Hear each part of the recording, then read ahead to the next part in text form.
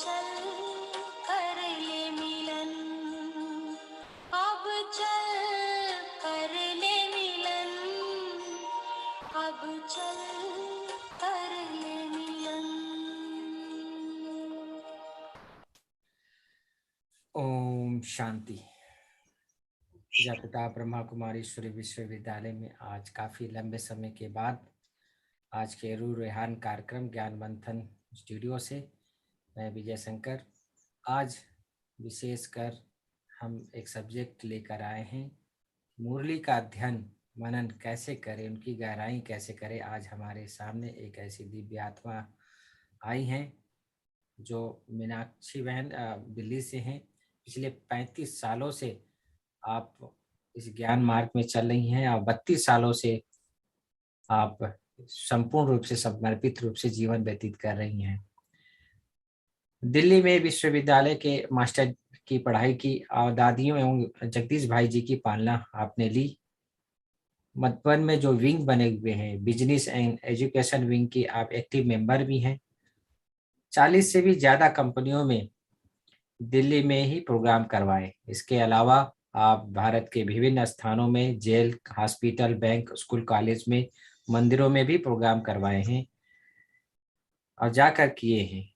देश के साथ साथ विदेशों में भी आपने बाबा का संदेश दिया, जैसे Dubai, Oman, Qatar, America, London, Sri Lanka आदि स्थानों में 10 साल तक सेवाएं दी। वर्तमान समय दिल्ली जोन के फरीदाबाद सेवा केंद्र की निमित्त हैं आप। आज आपका विषय है मुरली की गहराई में डुबकी कैसे लगाएं। बीके मीनाक्षी दीदी जी आज हमारे साथ हैं। दीदी आज आपका स्वागत करते हैं। दीदी आज जिस प्रकार से आज हमारा सब्जेक्ट है कि अब मुरली की गहराई, जो हमारा मेन जो है जिसके हम ब्राह्मण आत्माएं मुरली के आधार पर हम पर अपना जीवन व्यतीत करते हैं, तो उसका कैसे चिंतन मनन करें, आज इस विषय पर आप अपना विचार रखें। वेलकम दीदी, स्वागत है। थैंक यू विजय भाई। ओम शांति। सभी दर्शकों को, अपने मीठे प्यारे भाई बहनों को और जो भी निमित्त बहनें जुड़ी हैं, उन सभी को हमारा स्नेह भरा प्यार भरा नमस्कार और ओम शांति। आज का विषय बहुत ही सुंदर है और हम सब ब्राह्मणों के हृदय के करीब है, क्योंकि हम बाबा के बच्चे। मुरली हमारी जान कहे, हमारी श्वास कहे, उसी के आधार पर चलते हैं और मुरली के आधार पर ही हमारा संबंध बाबा से घनिष्ठ बनता है। और ब्राह्मण जीवन की जितनी भी हमें प्राप्तियां करनी है, मुरली के आधार पर ही होती है। इसलिए हम कई चीजों से मुरली को कंपेयर कर सकते हैं। अगर हम इसको पढ़ाई लें, तो जैसे उस यूनिवर्सिटी में पढ़ाई होती है, तो ये मुरली हमें देवता बनने की पढ़ाई पढ़ाती है। वहां तो केवल डॉक्टर इंजीनियर बनेंगे। अगर इसको धर्म से लें, तो ये सच्ची गीता है। कहते हैं जो गीता पढ़ेगा उसका उद्धार हो जाएगा। तो हम तो रोज सच्ची गीता सुनते हैं भगवान से डायरेक्ट। इसी प्रकार से अगर मुरली को भोजन कहें, तो आत्मा की तंदुरुस्ती का आधार है ये। आज भोजन पर लोग अपना कितना ध्यान देते हैं, इतने विटामिन हो, इतने मिनरल्स हो, इतने कैलोरीज हो, हमारी हवा शुद्ध हो, पानी शुद्ध हो। तो मुरली से हमको जो बैलेंस डाइट कहें, जो शक्तिशाली डाइट कहें, वो मिलती है। और अगर आगे चले तो मुरली प्रेम पत्र भी है भगवान का। आज ईमेल, फैक्स, वो ऑनलाइन चीजों से हम संपर्क करते हैं। कोई फेसबुक पे, कोई कुछ करता है, तो भगवान का परम धाम से, इस लोक से पार तीसरे लोक से हमारे पास भगवान का पत्र आता है रोज डायरेक्ट। तो कितना एक नशा चढ़ाने वाली बात है। इसी प्रकार बाबा कहते हैं मुरली आईना है। हम हर एक व्यक्ति अपने फ्रेंड से, अपने आसपास से, अपने टीचर्स से, अपने गुरु से या और लोगों से पूछता है भाई हम कहाँ तक चल रहे हैं, कहाँ तक मंजिल को प्राप्त करना है, या कोई पैरामीटर्स लेते हैं जिसके आधार पे अपनी चेकिंग करते हैं। तो हमें कोई इंस्ट्रूमेंट्स की जरूरत नहीं पड़ती, हम मुरली के आधार से ही अपनी चेकिंग कर सकते हैं कि कहाँ तक हम आगे बढ़े हैं और कितनी दूरी बाकी है मंजिल को पाने में। इतना सुंदर आईना है ये।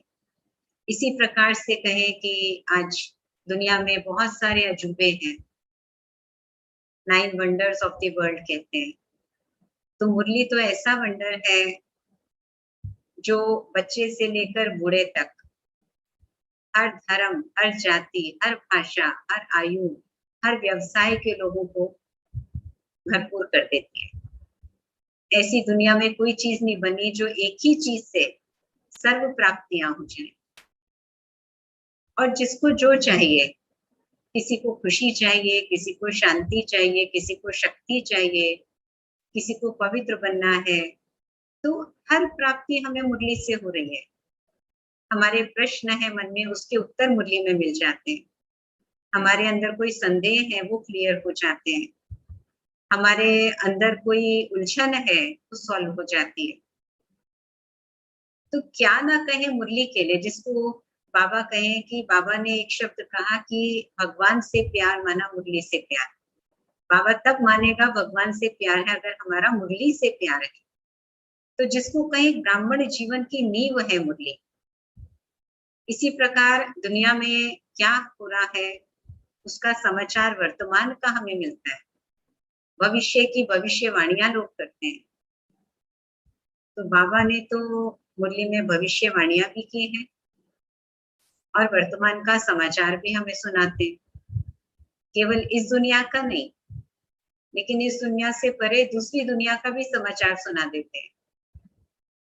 वतन में क्या हो रहा है, परलोक में क्या हो रहा है, वो भी हमें बता देते हैं। तो उन समाचारों में तो हम एक ही दुनिया का समाचार सुनते हैं, देश विदेश की खबरें सुनते हैं। लेकिन देश विदेश से परे आत्मा का जो देश है, वहां की खबर भी हमें मुरली से मिल जाती है, वहां की भी हम सैर कराते हैं। तो साइंटिफिकली लें तो जितनी साइंस मुरली में है और किसी चीज में नहीं है, इतनी गहराई है मुरली में। इसी प्रकार से माता पिता की पालना क्या होती है, टीचर की पढ़ाई क्या होती है, सतगुरु की गाइडेंस क्या होती है, ये सब हमें मुरली से मिलती है। भगवान की पालना का हम अनुभव मुरली से करते हैं। कदम कदम पे वो शिक्षक बन के हमें मुरली से गाइड करते हैं कि बच्चे आपने ये कर लिया और इतना अभी आपको करना है। हमारा उमंग उत्साह वो मुरली से बढ़ाते हैं। हमें स्वमानों की माला मुरली से पहनाते हैं। हमें नशा चढ़ाते हैं भगवान कि आप कौन हो, किसके बच्चे हो, कितनी ऊंची जिम्मेवारी का ताज भगवान ने आपको पहनाया है, विश्व परिवर्तन का, विश्व कल्याण का। इसी प्रकार से आज खजानों के प्रति लोग जागरूक रहते हैं। कितना धन हो मेरे पास, इतने साधन हो, इतने वैभव हो, तो जो सूक्ष्म खजाने हैं उसकी भी खान है मुरली। ज्ञान के रतन कहे, गुणों के रतन कहे, शक्तियों के रतन कहे, पवित्रता की गहराई कहे, सारे खजानों का आधार मुरली है। और आज गूगल के बिना तो काम चलता नहीं है। तो दुनिया का गूगल बाबा कहे या उससे कुछ जमाने पहले का एनसाइक्लोपीडिया कहे, जिससे व्यक्ति को सारी इंफॉर्मेशन मिलती है, तो वो भी हमारी मुरली है। और बिना खर्च वाली मुरली, इतनी सारी चीजें जो हमने मुरली की विशेषताएं ली, उसमें तो खर्च करना पड़ता है। दुनिया में तो कॉलेज की पढ़ाई के लिए खर्च करना पड़ता है, भोजन के लिए खर्च करना पड़ता है, गूगल पे कुछ सर्च करने के लिए इंटरनेट का खर्चा करना पड़ता है। लेकिन मुरली तो हमें बिना खर्च करे इतना सब कुछ प्रदान कर देती है। तो अगर हम मुरली की इन विशेषताओं को समझते जाएं, एक और बात उसमें जो आती है कि आत्मा की शुद्धि, आज इसके प्रति भी लोग जागरूक हैं। तो कहेंगे कि गंगा जल है मुरली, लोग उस गंगा में डुबकी लगाते हैं।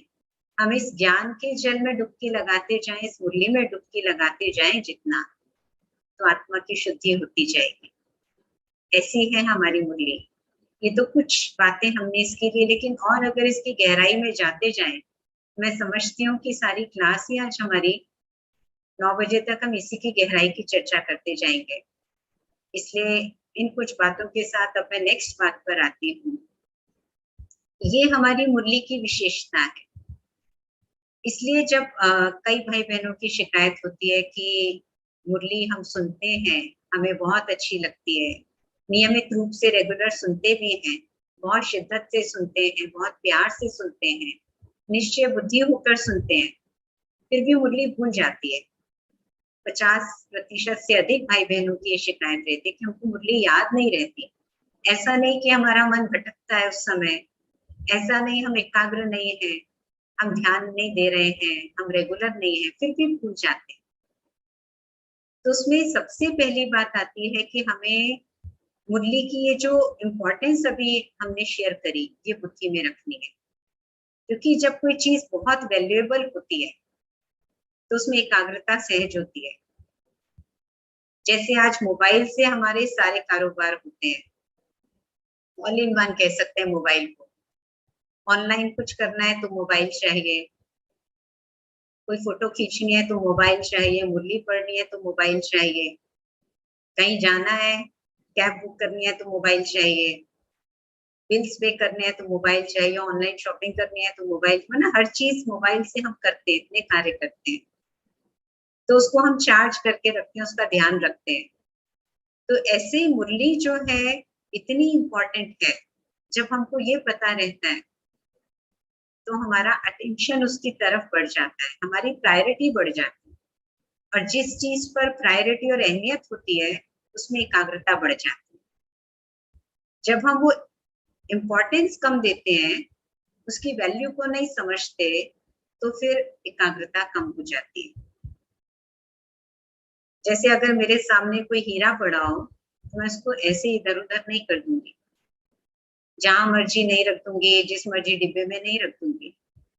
तो ऐसे ही मुरली की कोई ना कोई बात मेरी बुद्धि में रहे तो बाबा से कनेक्शन जुड़ा रहता है।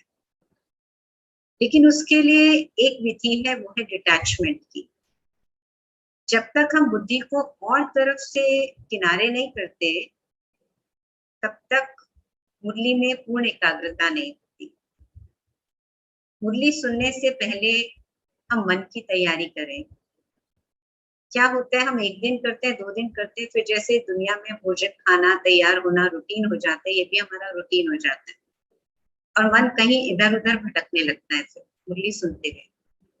लेकिन मुरली सुनना शुरू करने से पहले अपने मन की तैयारी करें कि हम कौन हैं, हम किसके हैं, हम किस लिए मुरली सुन रहे हैं। और 5 मिनट मुरली से पहले, इसलिए हमारे संस्था में कायदा है योग का, कुछ देर योग अभ्यास करके फिर मुरली सुनने बैठते हैं। लेकिन कई बार ऑनलाइन में भाई बहन उस चीज को मिस कर देते हैं, तो वो कायदे को निभाएं। अच्छा, आपके पास आधा घंटा नहीं है, 15 मिनट सही, 15 मिनट नहीं है, 5 मिनट कम से कम योग करके फिर मुरली सुनिए। और मुरली सुनना बहुत इंपॉर्टेंट है। उसके बाद मुरली के गहराई में जाने के लिए भले आप किसी की क्लासेस सुनिए, मुरली के एसेंस सुनिए, जैसे मैं भी बेचती हूँ मुरली के मेन पॉइंट्स, लेकिन वो मुरली सुनने के अगेंस्ट नहीं है कि आपने मुरली नहीं सुनी और खाली वो पॉइंट्स पढ़ लिए।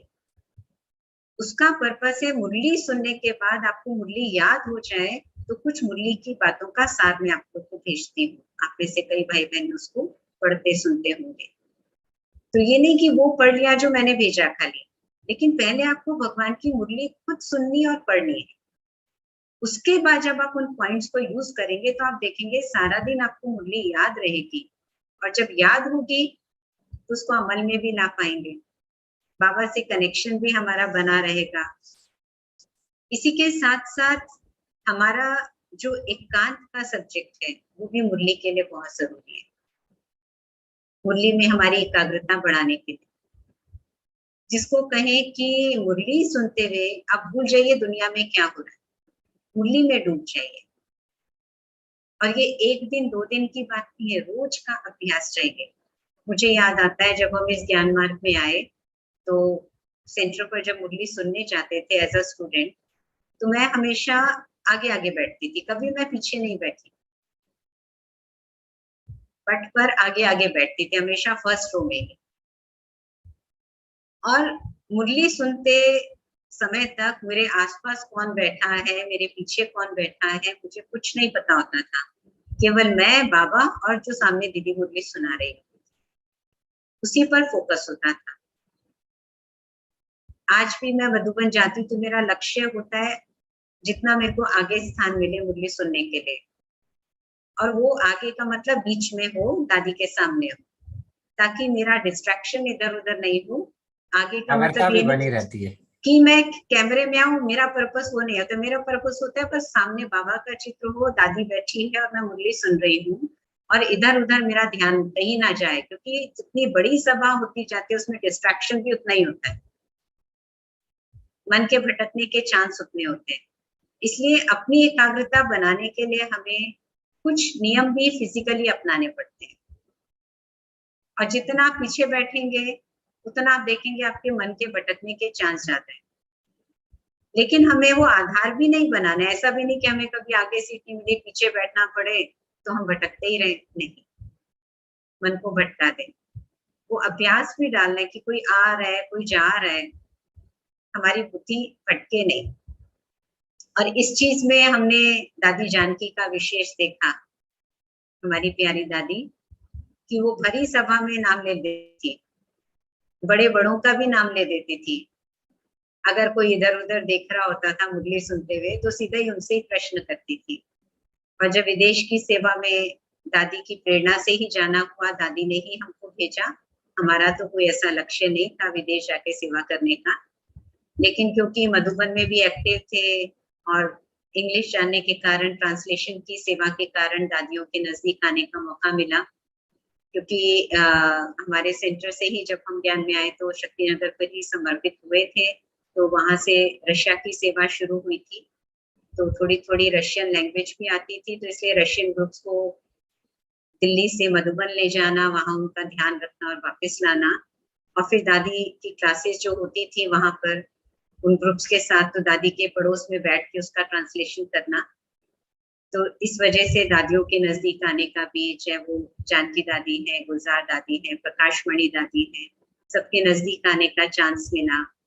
इसी प्रकार दिल्ली जोन में जब बहनों का ट्रांसफर हुआ था तो हमारा सौभाग्य था कि रुक्मणी दादी और हमारा ट्रांसफर जिस सेंटर पे होता, हम दोनों एक ही सेंटर पे थे, तो रुक्मणी दादी की भी पालना मिली।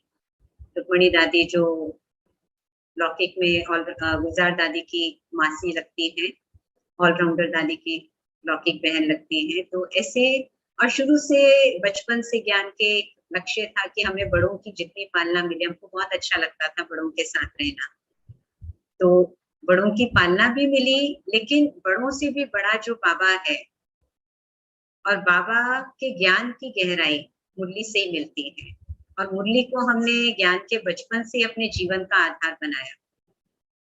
हम अलग से भी जब मुरली सेंटर पर सुन के जाते थे, जब घर से आते थे, तो फिर छुट्टी के दिन, क्योंकि पढ़ाई में भी बिजी रहते थे लौकिक, लेकिन छुट्टी के दिन, सैटरडे संडे के दिन सेवा का भी समय बहुत निकालते थे सेंटर पर, और फिर घर आकर मुरली की स्टडी बहुत करते थे कि बाबा ने क्योंकि सेंटर पर तो हमें इतना टाइम होता नहीं था, हमारा कॉलेज के टाइमिंग सुबह 8:30 से लेके शाम को 4-5 बजे तक होते थे, तो हम सुबह ही मॉर्निंग क्लास में जाते थे और बाद में शाम को सेवा के लिए जाते थे, तो दीदियों से अलग से प्रश्न पूछने का तो मौका नहीं होता था, कोई भी डाउट्स होते थे तो मुरली से ही सारी चीजें मैं निकालती थी। अलग से मुरली में से बाबा ने डॉक्टर्स के लिए क्या कहा, वैज्ञानिकों को समझाने के लिए क्या कहा, मंदिर में जाके सेवा करनी है कैसे करनी है, उसके पॉइंट्स मैं मुरली से निकालती थी, अलग अलग वर्गों के। जैसे बाबा कई बार कहते ज्ञान, योग, धारणा, सेवा, ऐसे पॉइंट्स निकालो, नशे के पॉइंट्स निकालो, या बाबा जो जिस दिन मुरली में होमवर्क देता था ना, मुझे लगता था भगवान की मुरली मेरे लिए, मुझे करना है, तो ऐसे कर करके सीखा मैंने। जैसे मंदिर की सेवा थी तो मैं बहुत ज्ञान में आने से पहले बहुत संकोची स्वभाव की थी। मैं बिल्कुल बोलती नहीं थी। इवन हमारे पड़ोस में कौन रहता है हमें पता नहीं होता था। लेकिन जब बाबा मुरली में कहता था कि बच्चे आपको हर एक को परिचय देना है और कोई भी एक ऐसा ना रह जाए जो आपको अंत में उलाहना दे कि हमें तो आपने हमारे साथ थे आपने हमें बताया नहीं। तो मेरे पास अलग से तो समय नहीं होता था सेवा का। मैं क्या करती थी, जब मैं कॉलेज के लिए बस स्टैंड पे जाती थी, उस समय तो बसेस से आने जाने का जमाना था, तो बस स्टैंड पर खड़े खड़े जो भी आसपास लोग होते थे और लोग भी बस के इंतजार में, तो मैं कोई ना कोई युक्ति सोचती थी कि मैं उनसे कांटेक्ट करूं और उनको परिचय दूं। ऐसे जितनी देर मेरी 1 घंटे की बस की जर्नी होती थी उसमें मैं बराबर वाली सीट पर जो बैठा है कोशिश करती थी कि उससे बातचीत शुरू करूं और उसको कुछ बाबा का पैगाम दूं। कई बार तो ऐसा होता था मेरा स्टैंड निकल जाता था, जाते हुए तो नहीं, मैं ऐसा करती थी नहीं तो पढ़ाई के लिए लेट हो जाऊंगी।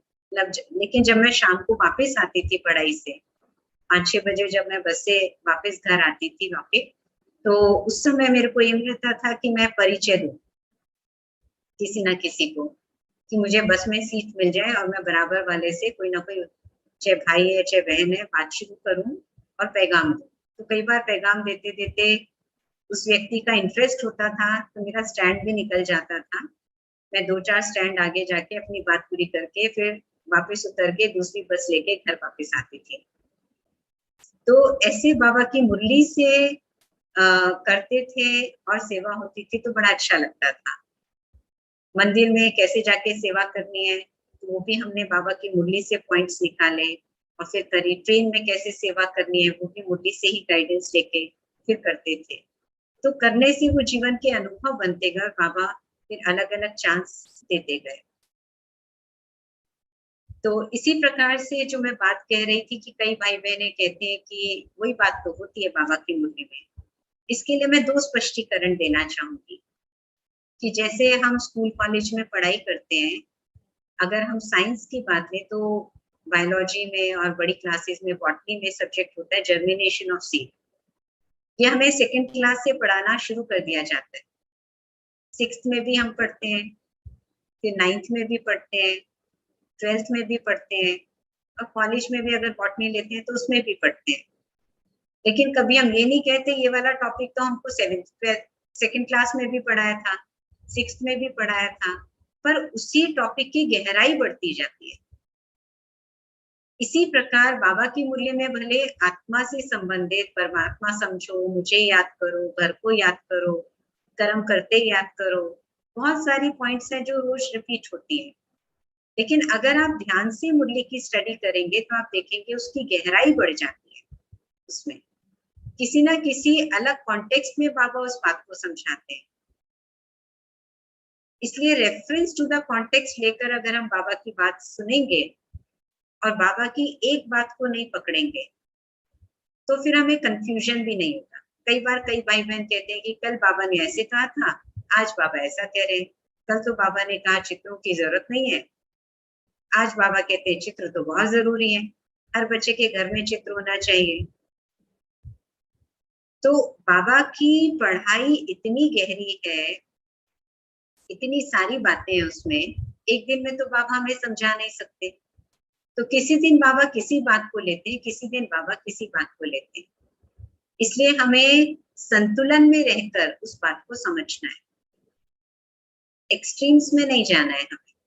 और हर तरह के बच्चे बाबा के हैं, कभी कोई बच्चे जुड़ते हैं, कभी कोई बच्चे जुड़ते हैं, तो सबको समझाने के लिए बाबा कहते हैं।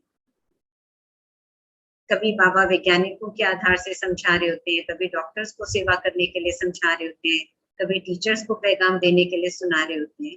तो उस रेफरेंस से हमें बाबा की बात को समझना चाहिए। दूसरा उदाहरण इसी में भोजन का।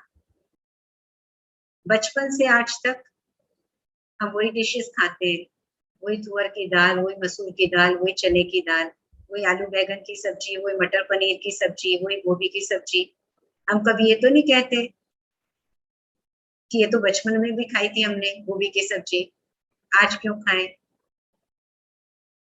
लेकिन कितनी जो हमारे स्वाद की चीजें होती हैं हमें पसंद होती है, वो हम रोज भी मिल जाए तो भी खा लेते हैं। किसी को मिठाई पसंद होती है, किसी को नमकीन पसंद होता है, लेकिन उसी सब्जियों की वैरायटी को, उसी फलों की वैरायटी को हम अलग अलग रूप देकर बनाते हैं ना।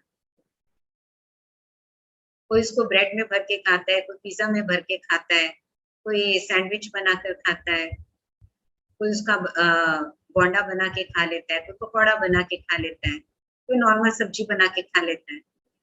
तो वैरायटी करते हैं। तो ऐसे ही हमें बाबा की ज्ञान की मुरली की भी वैरायटी करनी है,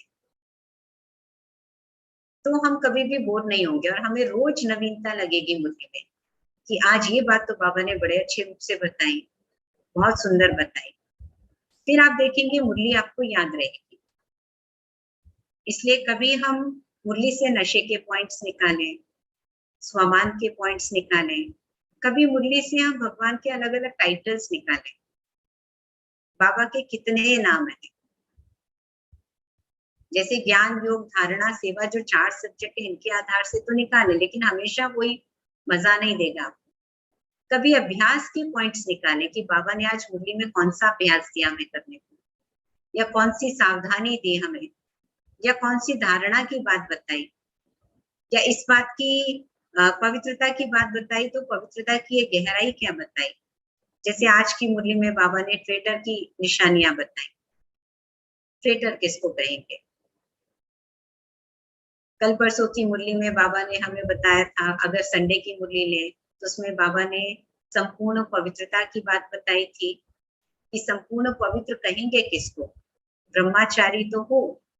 और साधना की परिभाषा क्या है वो भी बाबा ने स्पष्ट की थी। साधना माना ये नहीं कि योग लगाना, लेकिन साधना माना एक बाप से दिल का संबंध। जो एक बात बाबा ने मुरली में उसमें कही थी, संडे की मुरली में, मन, बुद्धि, दिल और शरीर, ये छप गई मेरे दिल में बात। सुनी होगी पहले भी बाबा की मुरली, रिवाइज को उसकी है, लेकिन ये मुझे लाइफ लॉन्ग नहीं भूलेगी। बाबा ने कहा ये 4 एक साथ होना चाहिए, मन, बुद्धि, दिल और शरीर। बाबा को याद करते हुए तब हमारी एकाग्रता होगी। तो बाबा तो हमें इतनी गहराई से एक एक चीज समझाते हैं। इसी प्रकार से कभी कंट्रास्ट की बातें निकालनी चाहिए। ज्ञान में बाबा क्या कहते हैं, भक्ति में क्या कहा गया हमें। एक बार बाबा ने होमवर्क किया था मुरली में कि 100 दुखों की लिस्ट निकालो।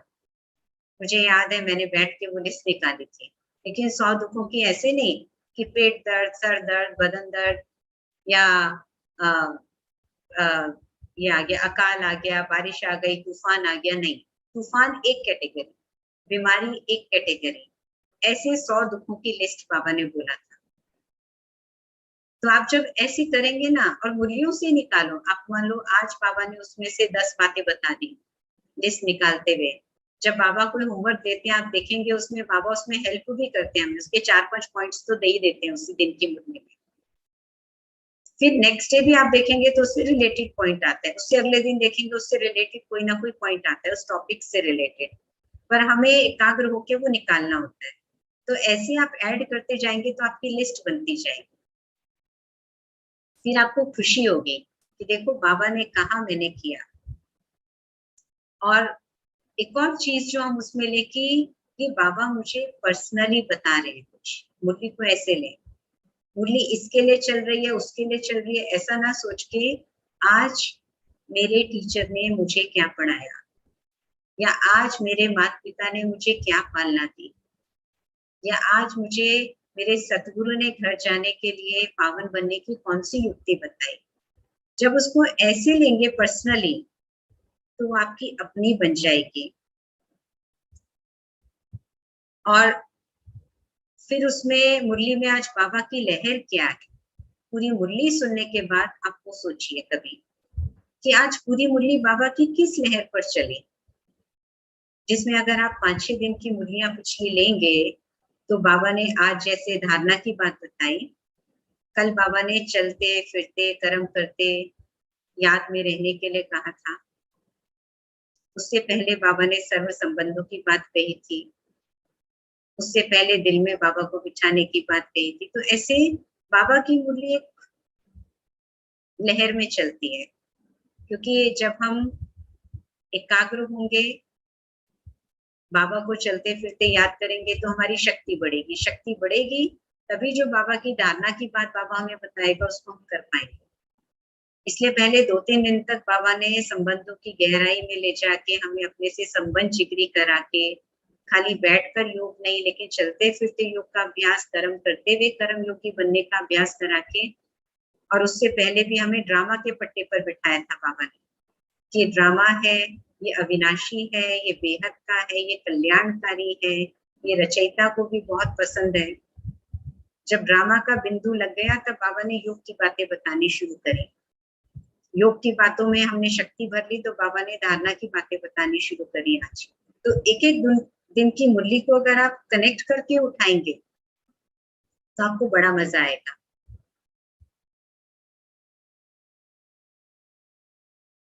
क्योंकि मुरली ही हमारी बुद्धि को सोने का बर्तन बनाती है, दिव्य बनाती है, और जितनी हमारी दिव्यता बढ़ती जाती है उतना बाबा की मुरली की बातें हमारी बुद्धि में भी बैठती जाती है और हमारी धारणा पक्की होती जाती है। जिसको आज के अगर वरदान में बाबा ने ले हम, तो बाबा ने क्या कहा कि रॉयल फैमिली जो होती है, रॉयल फैमिली का बच्चा होता है, उसकी चलन से, चेहरे से मालूम चलता है। तो हम तो ऊंचे से ऊंचे रॉयल ईश्वरीय परिवार के बच्चे, ऊंचे से ऊंचे ईश्वर के बच्चे, तो हमारे चेहरे चलन में कितनी रॉयल्टी होनी चाहिए और संपूर्ण पवित्रता की झलक दिखाई देनी चाहिए। और उसकी परिभाषा बाबा ने बताई, संकल्प मात्र भी अशुद्धि ना। और उसी पवित्रता के लिए फिर बाबा ने स्लोगन में होली हंस का टाइटल हमको दिया। और होली हंस माना वेस्ट और पॉजिटिव को अलग करने वाला नहीं, लेकिन व्यर्थ को समर्थ में बदलने वाला। एक स्टेप आगे बताया आज बाबा ने। हमेशा हम कहते हैं ना, हंस बुद्धि माना जो शीर और नीर को अलग कर दे, जो कंकड़ और रतन को अलग कर दे। अलग ही ना करे लेकिन कंकड़ को ही रतन में बदल दे, ऐसा आज बाबा ने कहा। तो अगर हम कनेक्शन करते जाएंगे बाबा की मुरलियों का एक दूसरे से, तो हम देखेंगे कि मुरली में मजा आएगा। इसलिए रोज मुरली सुनने पढ़ने के अलावा 10 मिनट का टाइम निकालकर कम से कम नोट करना चाहिए। और आप में से जो जॉब करते हैं, बिजनेस करते हैं या पढ़ाई पढ़ते हैं, छुट्टी वाले दिन कम से कम 1-2 घंटा निकाल के मुरली की डीप स्टडी करनी चाहिए। मुझे याद है शुरू में जब मैं नोट करती थी ना मुरली, तो पूरी मुरली ही नोट हो जाती थी मेरी। क्योंकि ये एक दिन के अभ्यास से नहीं होगा, रोज रोज का अभ्यास करके आपको आदत पड़ेगी। और अभी ऐसी आदत पड़ गई है कि जब बाबा हमको निमित्त बना के मुरली सुनाते हैं, तो कई बार मुरली सुनाते सुनाते भी ऐसी बातें ध्यान में आती हैं, लगता है आज सुप्रीम टीचर ने ये तो बहुत अच्छी बात पढ़ाई, बिल्कुल नई बात है ये। और सुनाते हुए हम मुरली में ऐसा डूब जाते हैं कि स्टूडेंट्स की तरफ भी इतना ध्यान नहीं जाता कि ये आया, ये बैठा, ये गया। तो जब अपने को रस आएगा मुरली सुनते हुए या सुनाते हुए, उसमें डूबेंगे तो सुनने वाले को भी रस आता है। हम ही नहीं डूबेंगे तो सुनने वाले को रस नहीं आएगा। वो फिर जैसे हम एक पढ़ के सुना रहे हैं खाली मुरली, ऐसा हो जाता है।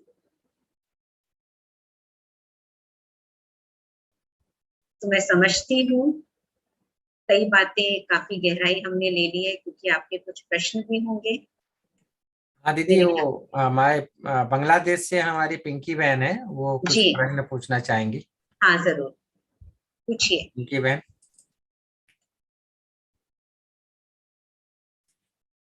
उन्होंने हेलो, ओम शांति बहन जी। ओम शांति।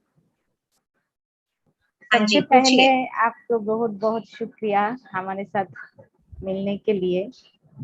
तो मेरे प्रश्न यह है कि हम जब मुरली सुनते हैं तो सुनने के साथ साथ उसे प्रैक्टिकल लाइफ में यूज करने के लिए प्रैक्टिस करते हैं। तो जी कभी कभी दिखाई देती है कि वो मुरली प्रैक्टिकल में जैसे बाबा बोल रहे हैं ऐसे यूज नहीं कर पा रहे हैं। तो इसके लिए हम क्या कर सकते हैं? उसका रीजन होता है कि हम उसकी गहराई में नहीं गए। क्योंकि जैसे पहले हमने चर्चा करी कि उसके एक ही बात के कई पहलू होते हैं। जब एक बात के कई पहलू हमें पता होते हैं तो हम उस मुरली को अमल में ला पाते हैं। मान लीजिए एक सिंपल सा मैं उदाहरण देती हूँ कि भोजन की शुद्धि है। बाबा ने कहा है कि आपको कहीं भी जाना पड़े तो आप भोजन की शुद्धि को अपनाइए, बाहर का नहीं खाइए। लेकिन उसको हम उस पॉइंट को अगर हम अपना बना लेते हैं तो फिर हम भोजन की शुद्धि कर पाते हैं शिद्दत से, कुछ भी हो जाए। और अगर हम उसको अपना नहीं बनाते तो हम शुद्धि नहीं अपना पाते पूरी। जैसे मैं अपना उदाहरण मुझे याद आया इसी बात से कि हम कुछ ही समय हुआ था ज्ञान में और कुछ ही समय हुआ था ज्ञान में, तो फिर हम वो ट्रिप जा रहा था हमारा कॉलेज से घूमने के लिए पीछे से कोई आवाज आ रही दीदी। एक मिनट।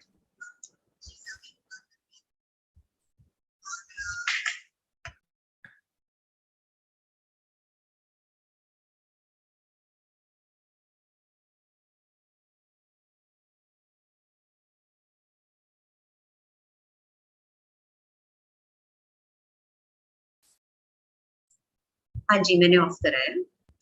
कंटिन्यू। क्लास चल रही थी किसी की, तो जब हमारा ट्रिप गया तो मैंने चैलेंज लिया। जब हम परिवार से तब तो आते थे सेंटर पे, तो घर वालों ने कहा आप तो कहीं खाते नहीं बाहर। 3 दिन का ट्रिप था और ये मैं बात कर रही हूँ बिफोर 85 की बात कर रही हूँ। तब तो इतने साधन भी नहीं थे और ढाबों में जाके खाना होता था। रास्ते में भी कोई रेस्टोरेंट्स और बड़े बड़े वो तो होते नहीं थे। तो मैंने चैलेंज लिया।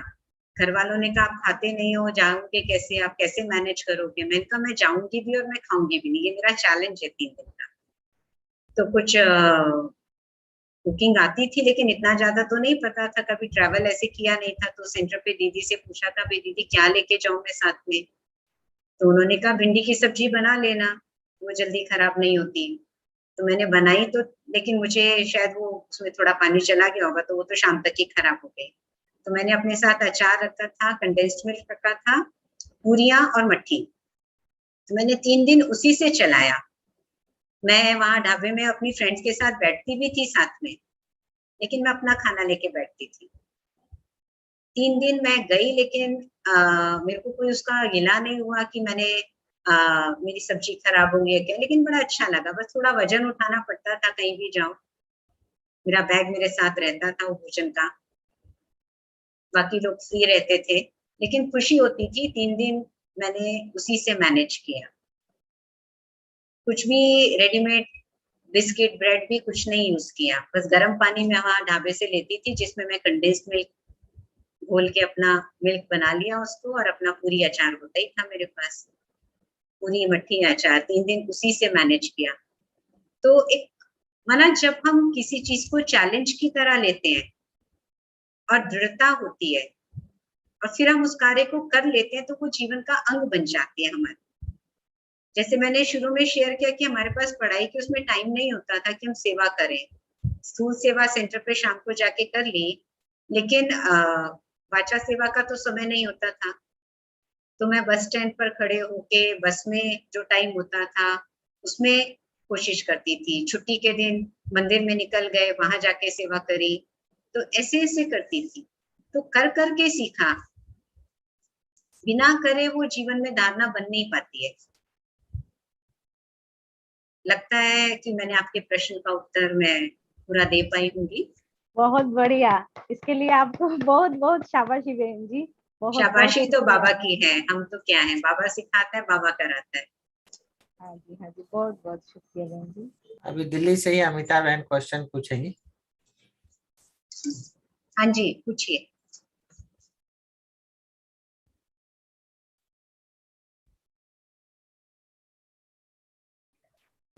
हेलो। हाँ जी, ओम शांति, स्वागत है। दीदी, हाँ जी दीदी, थैंक यू। दीदी क्वेश्चन ये है मुरली के अकॉर्डिंग कभी कभी मुरली के पॉइंट्स को समझकर यूज करने के बाद रिजल्ट जब पॉजिटिव नहीं मिलता है तब डाउट पैदा होता है, तब क्या करना चाहिए? उसमें डाउट नहीं लाए, रिजल्ट नहीं भी मिला तो उसका रीजन होता है कि शायद समय नहीं आया होता। जैसे मान लो सहन शक्ति है, बाबा कहते हैं ना सहन करो तो शहंशाह बनोगे, कुछ भी हो जाए आपको सहन करना है। लेकिन सहन करने के साथ मुझे परखना भी है, कहाँ सहन करना है, कितना करना है, कहाँ नहीं करना, वो भी मालूम होना चाहिए। कई बार हम एक ही चीज को पकड़ के कर लेते हैं तो रिजल्ट नहीं मिलता। जैसे इस पर मेरे को एक उदाहरण याद आया है कि जब बाबा ने ओमान में भेजा था मुझे सेवा के लिए, तो मेरा पहला ही ट्रिप था। दुबई में प्रोग्राम्स किए थे, तो ओमान से फिर निमंत्रण आया, उन लोग को अच्छे लगे थे तो उन्होंने कहा दीदी हमारे पास भी आके कीजिए। और मुस्लिम देश ऐसे होते हैं जहाँ पर स्ट्रिक्टनेस बहुत होती है रूल्स की। आपकी गलती नहीं भी है तो कई बार कोई रूल ब्रेक होने से वो आपको जेल में भी डाल सकते हैं। तो मुझे सावधान करके भेजा गया था कि कदम कदम पे आपको बहुत केयरफुल रहना है। तो जब ओमान मुझे जाना था दुबई से, तो ऐसा नहीं कि हमारे साथ कोई भाई बहने जाते थे, तो मुझे ओमान की बस में बिठा दिया गया। दुबई सेंटर से 3-4 घंटे की जर्नी थी और मैं बैठ गई और वहां पहुंच गए। तो जब इमिग्रेशन पर पहुंचे तो उन्होंने मुझे स्टैंप करा वीजा, तो मैं केयरफुल थी और मुझे बताया गया था कि 3 वीक्स का वीजा आपको मिलेगा, लेकिन उन्होंने 4 वीक का स्टैंप किया। तो ऑब्वियसली मैं पूछ तो नहीं सकती उनसे क्यों, कोई भी खुश होगा भाई 3 हफ्ते की जगह 4 हफ्ते का मिल गया। तो जब मैं ओमान सेंटर पर पहुंची, वहां के भाई बहन जो थे उनको बताया मैंने, तो उन्होंने कहा कोई बात नहीं दीदी, ये तो बहुत खुशी की बात है, आप हमारे साथ 4 वीक्स रहना। मैंने कहा वो तो ठीक है, ऐसा नहीं हो कि 4 वीक के बाद मैं जाऊं मुझे पकड़ के जेल के अंदर डाल दें कि आपने रूल तोड़ा। तो वहां पर एक भाई आते थे जो अच्छी पोस्ट पे थे, तो उन्होंने कहा दीदी मैं क्रॉस चेक करवा देता हूँ। तो उन्होंने क्रॉस चेक कराया तो 4 वीक्स ही दिखा रहा था। ठीक है, सेवा चलती रही, 4 हफ्ते बीते, आखिरी दिन आया तो उस समय भी 2 बसें जाती थी, एक दोपहर सुबह की अर्ली मॉर्निंग 7 o'clock, एक दोपहर की। तो भाई बहन बोले उनको बहुत अच्छा लगा और काफी अच्छी उनकी बाबा ने सेवा कराई, तो बोले दीदी दोपहर की बस से चले जाना। मैंने कहा नहीं, अभी लास्ट डे है, क्योंकि दोपहर वाली बस मिडनाइट में दुबई पहुंचती और मेरा फर्स्ट ही ट्रिप था, मुझे रास्तों का भी इतना आइडिया नहीं था। तो मैंने कहा मिडनाइट में पहुंच के कुछ भी अगर चैलेंज आया, वैसे तो सब ठीक है और स्टैंप तो गवर्नमेंट की लगती है, तो स्टैंप तो वैलिड थी उस दिन मिडनाइट तक। तो मैंने कहा मैं कोई रिस्क नहीं लेना चाहती, मैं सुबह ही जाऊंगी। तो बस मुरली की क्लास सुना के, क्योंकि वहां पर 5 से 6 मुरली होती है, 6 बजे मुरली की क्लास पूरी करके 7 बजे की बस से हम चले। तो बस शायद निकल गई थी, तो फिर एक भाई ने कहा दीदी मैं ही छोड़ दूंगा आपको इमिग्रेशन पे। तो जब हम इमिग्रेशन पे पहुंचे, मेरे साथ एक और बहन थी जिनको दुबई जाना था, स्टूडेंट थी कोई। तो वहां पर जब इमिग्रेशन पे पहुंचे हम, तो उस भाई ने तो हमें ड्रॉप कर दिया वहां पर इमिग्रेशन पे और वो वापस चले गए। इमिग्रेशन जो होता है बीच के 2 कंट्रीज के बीच की जगह होती है, वो जैसे ओमान से 3 घंटे का रास्ता, दुबई से 2 घंटे का रास्ता, ऐसे बीच में एक सुनसान एरिया में होता है, जंगल जैसे एरिया में, जहाँ पर एक ऑफिस बना होता है खाली, कि आप एक गेट से आएंगे, स्टैंप लगवाएंगे और दूसरे गेट से निकल जाएंगे। वहां पर आसपास रिहाइश नहीं होता है। तो जब स्टैंप के लिए मैं गई तो उन्होंने रोक लिया मुझे कि आपने 1 वीक ओवर स्टे किया है, अब आप फाइन भरिए। मैं तो शॉक्ड, क्योंकि एक दिन का फाइन वहां बहुत ज्यादा होता है। तो इसलिए जब ऐसा हुआ तो मैंने कहा क्या करें, अब आर्ग्यू तो कर नहीं सकते। मैंने कहा आप देखिए आपका ही स्टैंप है ये, लेकिन अब उनका कंप्यूटर 3 वीक से दिखा रहा था। वो लोग ओमानी होते हैं, वो ज्यादा एजुकेटेड तो होते नहीं है, तो जो दिखा रहा था वही। अब क्या किया जाए, तो मैंने कहा मेरा पासपोर्ट दीजिए। तो मेरे साथ उन्होंने दूसरी बहन का भी पासपोर्ट रख लिया कि इकट्ठा ही देंगे, उनका तो क्लियर था, वो तो 2 दिन के लिए आए थे। तो कहते हैं आप वेट करो। मैं वेट करने लगी, वहीं बैठ गई, बाबा को याद करने लगी, सारी क्रॉस चेकिंग करी मैंने और याद करने लगी, बैठी वहां पर। आधा घंटा बीत गया, बुलाया ही नहीं उसने। तो मैं फिर गई, क्योंकि दोपहर का टाइम हो रहा था, अभी 11-12 बज रहे थे, तो मुझे था कि मैं दिन में दुबई पहुंच जाऊं। और ये तो अच्छा हुआ, बस अब मैं अगर मैं जाती तो बस तो मेरे लिए वेट नहीं करती ना, इतने सारे पैसेंजर होते हैं। फिर तो ड्रामानुसार वो भाई आए कोई छोड़ने, और वो रुके रहे थे या चले गए थे मुझे ध्यान नहीं, लेकिन मना मुझे रोका हुआ था उन्होंने। आधा घंटा बीत गया तो मैं उनके पास गई वापस काउंटर पे कि प्लीज गिव माय पासपोर्ट। तो फिर वो कहते हैं वेट। फिर मैं आके बैठ गई। फिर आधा घंटा बीत गया तो फिर मैं गई उनके पास, मैंने कहा प्लीज गिव माय पासपोर्ट। फिर वो कहते हैं वेट। मुझे समझ नहीं आया मैं क्या करूं। उस समय तो मोबाइल भी नहीं था हमारे पास, क्योंकि ये है 2004 की बात। तब तक सेंटर पर बहनों को मोबाइल वगैरह नहीं होता था, तो इसलिए अब क्या किया जाए। एक मेरे पास ऑप्शन था कि मैं वहां के लैंडलाइन से लोकल कॉलिंग जो होता है दुबई सेंटर पे, वहां की बड़ी बहन जी को बोलूं कि भाई ऐसे ऐसे हो गया, आप कुछ कीजिए। फिर मुझे दूसरा थॉट आया कि मुझे 5-6 महीने सेवा करते तो वहां पर हो गए थे, और थोड़ा सा सिस्टम्स तो मालूम चल गए थे, तो मुझे था कि मैं उनको फोन भी करूंगी, वो किसी आगे स्टूडेंट को फोन करेंगे, फिर वो कोशिश करेंगे, और इस कोशिश में अगर टाइम लग गया, रात हो गई, तो मैं क्या करूंगी यहाँ बैठे बैठे, क्योंकि वो प्रोसेस बड़ा लंबा है, इतना इजी भी नहीं होता जब ऐसा कुछ हो जाता है। तो मैंने सोचा उनको भी फोन करने का फायदा नहीं है, अभी मुझे डायरेक्ट हॉटलाइन से ही काम लगाना पड़ेगा, मना शिव बाबा से, कि मुझे कैसे भी करके अपना पासपोर्ट लेके यहाँ से जाना है। अकेले फीमेल बॉडी में, मुस्लिम देश में और 2 देशों के बीच में, दोनों के बॉर्डर से आप 2-3 घंटे की दूरी पर हो, तो आप कोई भी रिस्क नहीं ले सकते हैं ऐसे माहौल में। तो फिर मैं बस खूब पावरफुल योग बाबा से लगा रही थी। अब के मैंने सोच लिया था कि अब मैं काउंट की 1.5 घंटा हो गया था मुझे वेट करते हुए। अब मैंने सोच लिया था कैसे भी मुझे अब तो वेट वाली बात तो उनकी सुननी नहीं है, पासपोर्ट लेके जाना ही है। और मैंने बाबा से बात करनी शुरू कर दी कि मैंने सारा क्रॉस चेक किया कि मेरे से कहीं मिस्टेक हुई, मैंने देखा कहीं भी नहीं। जब स्टैंप लगी तब भी मैं अलर्ट थी, वापिस आकर भी मैंने सेंटर पर ओमान के ऐसे ही नहीं छोड़ दिया, क्रॉस चेक भी कराया, और क्रॉस चेक कराया तो 4 वीक्स ही दिखा रहा था वो।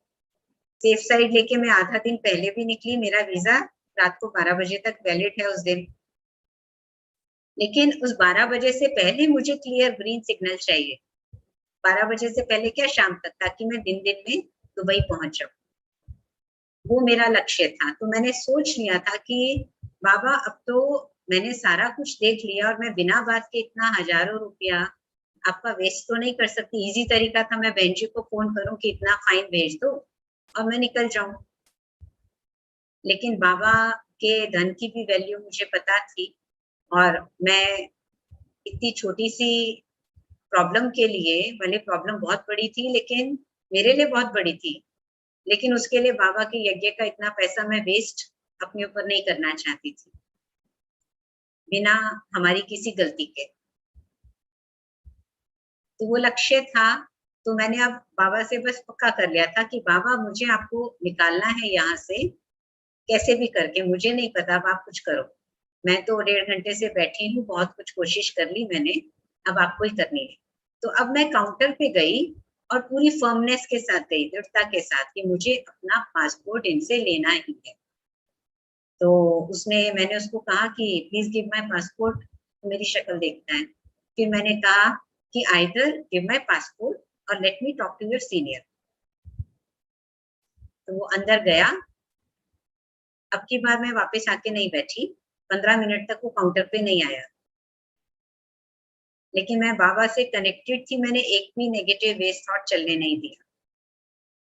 वो आया दोनों पासपोर्ट लेकर, स्टैम्प किया उसने उस पे और कहता है गो।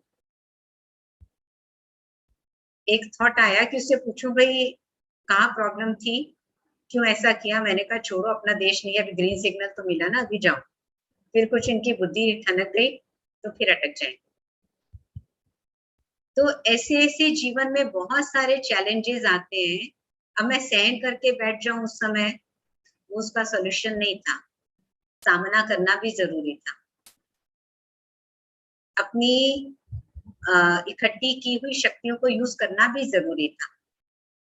तो जीवन में ऐसे बहुत सारे मौके आते हैं, कभी मृत्यु का मौका आता है, कभी तूफान का मौका आता है, कभी सांप आएगा, कभी कुछ आएगा। ऐसे बहुत सारी परिस्थितियों के पेपर बाबा ने समय प्रति समय दिए और उनको क्रॉस भी करवाया और वो जीवन के अनुभव बन गए।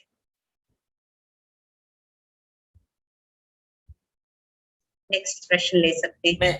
इसमें योग बहुत मदद करता है जी, और वो उसी समय का योग नहीं, लेकिन पहले से शक्ति जमा की हो तभी वो काम करती है। उस समय मैंने अपने आप को एनालाइज किया कि मैंने एक दो थॉट्स चले, लेकिन उस थॉट के भंवर में मैंने घुसने नहीं दिया अपने को। एक दो थॉट जैसी आया कि मैंने तो पहले ही इनको कहा था, मैंने वहीं ब्रेक दे दिया उसको। क्योंकि अगर मैं उसको चलने देती, इनकी गलती हो गई, इनकी वजह से मैं फंस गई, ये हो गया, तो मैं बाहर नहीं निकल पाती, ना पावरफुल योग कर पाती। लेकिन मैंने कुछ नहीं थॉट चलने दिया, बस शक्तिशाली योग किया और निकल गए। आप कुछ कह रहे थे विजय भाई? रोनी बहन है भुवनेश्वर से, उनका क्वेश्चन है। और एक पिंकी बहन एक क्वेश्चन बोले कि हमें एक क्वेश्चन और पूछना है। हाँ पूछिए, पूछिए प्लीज। पूछे? हाँ पूछिए। पिंकी बहन, रोनी बहन अपना क्वेश्चन पूछे। ओम शांति। ओम शांति। जी, मेरा क्वेश्चन ये है, मुरली में बाबा कई बार तरह तरह की शब्द बताते हैं। कभी कभी किसी किसी घटनाओं के बारे में एग्जाम्पल के रूप में समझाने चाहते हैं हम बच्चों को, ताकि हम बाबा की पॉइंट्स को अच्छी तरह से समझ पाए। तो अगर वो शब्द या वो घटना के साथ बाबा की जो पॉइंट्स, मतलब बाबा जो समझाना चाहते हैं, अगर वो समझ में नहीं आते तो हमें क्या करना चाहिए? वो फिर हमारे जो बड़ी बहनें हैं, निमित बहनें हैं, उनसे पूछना चाहिए। और अगर हम खुद ही सेंटर पर रहते हैं तो हमसे और सीनियर तो हैं, जोन वाले हैं, मधुबन वाले हैं, कुछ उनसे हम पूछ सकते हैं, उनसे गाइडेंस ले सकते हैं। जो अपने जोन में बड़ों से, नहीं तो फिर मधुबन में फोन करके उनसे भी गाइडेंस ले सकते हैं। थैंक यू बहन जी, बहुत बहुत शुक्रिया। वेलकम। किसी का कोई प्रश्न और हो तो पूछ सकते हैं, हमारे साथ दीदी हैं। 5 मिनट हमारे पास और भी है। ओम शांति भाई जी। दीदी ओम शांति।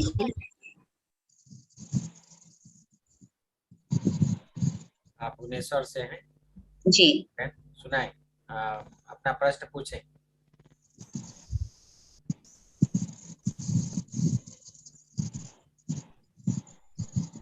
भाई जी रुनी बहन बोल रही थी, पूछूं अभी? हाँ जी, हाँ जी, हाँ जी। जी दीदी जी, ओम शांति। मेरा प्रश्न था कि आपको मुरली में कौन सी बात इतनी गहराई के अंदर, मतलब बुद्धि में समा गई, जो मुरली में आप एकदम गहराई की चले गए? मेरे को ये पूछना था कि मुरली में कौन सी बात बहुत अट्रैक्शन लगा आपको, वही बात जानना था। पूरी मुरली ही कहेंगे कि ये भगवान के महावाक्य हैं। बस भगवान हमें पढ़ा रहा है, इतनी दूर से आया है वो। जो भी बाबा की महिमा है ना, मैं इसलिए कई बार बाबा को बाबा ना कह के ना भगवान शब्द में बहुत बार यूज करती हूँ अपने लिए, जिससे कई बार क्या होता है, बाबा कह के हम साधारण समझ लेते हैं, लेकिन अगर बाबा की एक एक महिमा ले हम, वो पतित पावन है, वो मुझे पढ़ा रहा है, वो ज्ञान का सागर, वो बिगड़ी को बनाने वाला। तो एक एक की अगर आप गहराई लेंगे ना, तो आपको लगेगा कि जैसे ये मुरली नहीं, ये कुछ जादू है। और वो बेस से ही होता है कि मना भगवान को मुरली का महत्व हमें तब लगता है जब हमको ये याद रहता है कि ये भगवान के महावाक्य है। जी। तो फिर मुरली की एक एक चीज वो दिल को छूती है। कभी कोई बात छुएगी, कभी कोई बात छुएगी। जैसे पहले भी मैंने शेयर किया कि बाबा ने ये पॉइंट पहले भी डिवाइस कोर्स की मुरली थी, लेकिन दिल, मन, बुद्धि, शरीर चारों एक साथ हो योग के समय, बाबा ने उसको कहा, उसको कहेंगे वास्तविक योग। ऐसे नहीं मन में हम बाबा को याद कर रहे हैं, दिल कहीं और है, बुद्धि कहीं और है और शरीर से कुछ कर्म कर रहे हैं, लेकिन चारों ही एकाग्रता से स्थिर होकर बैठे। तो बाबा की मुरली की एक बात तो नहीं कहेंगे, लेकिन मुरली ही मना, क्योंकि ज्ञान के बचपन से ही बाबा और मुरली, जो तीन, वही गीत था ना हमारा, मुरली मधुबन और बाबा, सखीरी मैंने पाए तीन रतन, एक बाबा, एक मुरली, एक मधुबन। तो बाबा के गीतों से भी प्यार था, तो कोई ना कोई गीत बचपन के ऐसे होते हैं जो हमेशा के लिए अपने बने ही रहते हैं। वो गीत चलता है तो आप झूम जाते हैं कैसे भी। और बाबा की दृष्टि से शुरू से हमको बहुत प्यार था, तो दृष्टि वाले जितने भी गीत थे वो मुझे बहुत पसंद थे। और पहले लिखना नहीं जानते थे, तो बाबा की मुरली से कुछ कुछ कविताएं लिखना शुरू किया, कुछ कुछ करना शुरू किया। तो बाबा ने बहुत कुछ सिखाया, नहीं तो हम किस काबिल थे, बाबा ने हम सबको काबिल बनाया है। और मुरली ही है बाबा की जो आज बाबा ने देश विदेश की सेवा के निमित्त बनाया, हर वर्ग की सेवा के निमित्त बनाया। नहीं तो आप सोचो, छोटी छोटी बहनें जेलों में जाके सेवा करें और ऐसी जगह सेवा करें जहां पर 100 मर्डर, 100 किडनैपिंग्स और ऐसे वाले खूंखार कैदी हो। मुझे याद है 2001 में लखनऊ का जो आदर्श कारागार है, वहां की सेवा की कुछ ड्यूटी मुझे मिली थी, और वो मेरी पहला अनुभव था जेल की सेवा का। आप सोचिए, और वहां पर वो लखनऊ का कारागार जो है पूरे यूपी का माना हुआ कारागार है, नाम उसका आदर्श कारागार है, लेकिन वहां पर 14 साल से बड़ी सजा वाले सारे कैदी होते हैं। और जब मुझे वहां पर भेजा था, तो वहां की बहन ने मुझे कहा कि ये पुरुष जेल की सेवा तब तक शुरू नहीं थी, उनका पुरुष जेल की सेवा आपको करनी है। तो बाबा से ही बात करके मैं बाबा से ही युक्तियां लेती थी, और कैसे उस जेल में जाकर भी कभी ऐसा डर नहीं लगा। और नहीं तो कैदी तो वो खूंखार कैदी थे, वो तो ऐसे देखेंगे आपको, आपकी तरह प्यार से मुस्कुरा के थोड़ी सुनेंगे। और फिर संडे जेल की जीप आती थी, उसमें हम जाके वहां ज्ञान सुना के आते थे उनको। और 2-3 महीने में ही इतना अच्छा एक रैपो बन गया था उनके साथ कि एक दिन जीप नहीं आई तो हम नहीं गए, तो एक कैदी जो उनकी संभाल के लिए होते थे, जो सुधर जाते थे, तो वही सबको इकट्ठा करके बिठाते थे उन 60-70 कैदियों को। और कोई पुलिस का कोई वहां पर सिक्योरिटी थोड़ी होती थी, खुले मैदान में वो हमको बिठा के चले जाते थे पुलिस वाले, वो 60 कैदी और हम अकेले सेंटर से, और वो सुधरा हुआ एक कैदी बस। लेकिन उसमें जब जेल की जीप नहीं आई, हम नहीं गए, तो उस कैदी का फोन आया कि दीदी आप आए नहीं, सब कैदी वेट कर रहे हैं। तो मना एक दिल को इतनी खुशी हुई कि ऑब्वियसली ऐसे में सारे तो नहीं उस चीज को समझते सुनते, लेकिन कुछ 10% 20% तो होते हैं जिनमें सुधार आता है। तो बाबा अपनी सेवा कैसे कराता है, ये तो चतुर सुजान बाबा ही जानता है, बस हमें उसके लिए तैयार रहना पड़ता है। ऐसे भी नहीं हम बिना उसकी तैयारी करें, और तैयारी होती है मुरली से और योग से, मुरली के अध्ययन से और योग तपस्या से, किसी भी सेवा की तैयारी।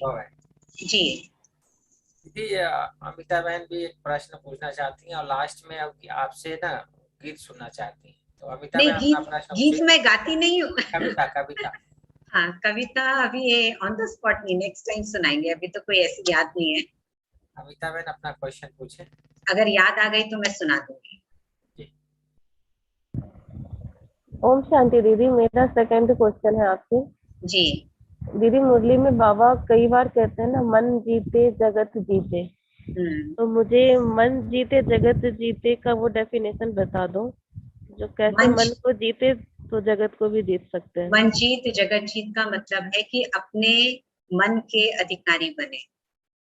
मन को जीतना नहीं है हमें, उसका बाबा का भाव होता है जिसको बाबा कहते हैं स्वराज्य अधिकारी। स्व का राज्य, आपके संकल्पों पर आपका कंट्रोल हो। जो आज बाबा ने कहा वरदान में कि आपके संकल्प में भी अपवित्रता अस्वच्छता ना हो, उसको कहेंगे मन जीत। संकल्प हमारे सकारात्मक हो, तो जितना हम अपने मन को अपने हिसाब से जब चाहे, जहां चाहे, जैसे चाहे, जितनी देर चाहे उतनी देर बाबा की याद में एकाग्र कर सके, परम धाम की स्थिति में बिठाना चाहे तो वहां बिठा सके, सूक्ष्म तन में बिठाना चाहे तो वहां बिठा सके, बाबा से किसी संबंध का अनुभव करना चाहे तो उसकी गहराई में जा सके, बाबा से रूरिहान करना चाहे तो वो कर सके। वो है मन जीत, कि जिस समय जैसे मन की स्थिति को हम बनाना चाहे वैसे बना सके। तो जब मेरा मन पर अभ्यास करते करते इतना नियंत्रण हो जाएगा तो जगत जीत तो बन ही जाएंगे। जगत जीत माना सत्युग में जाने के अधिकारी। जगत जीत ऐसा नहीं कि कलयुगी विश्व पर हमारा कंट्रोल होगा, लेकिन सत्युगी दुनिया का पासपोर्ट वीजा सब हमको मिल जाएगा, ऊंचे पद का अधिकार मिल जाएगा। उसका अर्थ है मन जीत जगत जीत। और ऑब्वियसली जब हम अपने ऊपर इतना नियंत्रण कर लेंगे, अपने विचारों को, भावनाओं को इतना शुद्ध बना लेंगे, तो लोकप्रिय तो बन ही जाएंगे। लोगों के दिलों को तो जीत ही लेंगे। जब कोई नेगेटिविटी बचेगी नहीं तो उस हिसाब से भी जगत जीत बन जाएंगे। नेपाल से हमारी बरखा बहन है, भारती बहन भी हैं, वो भी प्रश्न पूछना चाहेंगे। और नेपाल से बरखा बहन, वो भी प्रश्न पूछना चाहेंगे। ओम शांति। प्रश्न पूछें। आपने हमारी नेपाल टूर की यादें ताजा कर दी। ओम काठमांडू शांति हमारा दीदी। जाना हुआ था एक बार। हाँ जी जी हाँ हाँ दीदी, आपसे रोहा रिहान भी हुए थे, लेकिन आपकी आवाज चली गई।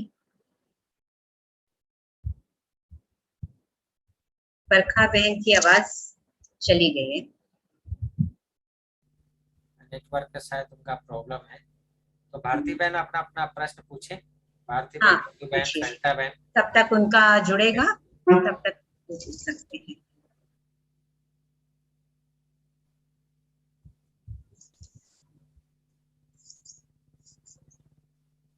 बरखा बहन का आवाज नहीं आ रहा है।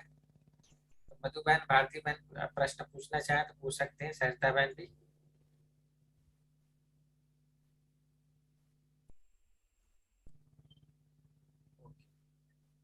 तो मैं समझता हूँ कि अधिकांश 8 भी बज गए हैं, 9 बज गए हैं। जी जी, फिर दोबारा रख सकते हैं, वो कोई बात नहीं। क्वेश्चन आंसर का प्रोग्राम हम फिर रख देंगे। हाँ, फिर दोबारा रख सकते हैं कभी। में वो रिमूव हो गई है, तो हम 2 मिनट बाबा को याद करके यहाँ। वो जूम में टाइम लिमिट भी होता है ना भैया, तो इस वजह से भी अनलिमिटेड है। अच्छा अच्छा, नहीं आपका है, पर हो सकता है उनका टाइम लिमिट का चक्कर रहा हो। जी जी जी। अभी आप गीत चला दीजिए, कविता नेक्स्ट टाइम। अभी ये कोई एकदम से याद नहीं आ रही है ऐसे। जी जी, ओके, थैंक यू दीदी, थैंक यू। आपने समय दिया और काफी प्रश्नों का जवाब भी मिला सभी को, सभी संतुष्ट होंगे। हम सभी 2 मिनट बाबा को याद करते हैं।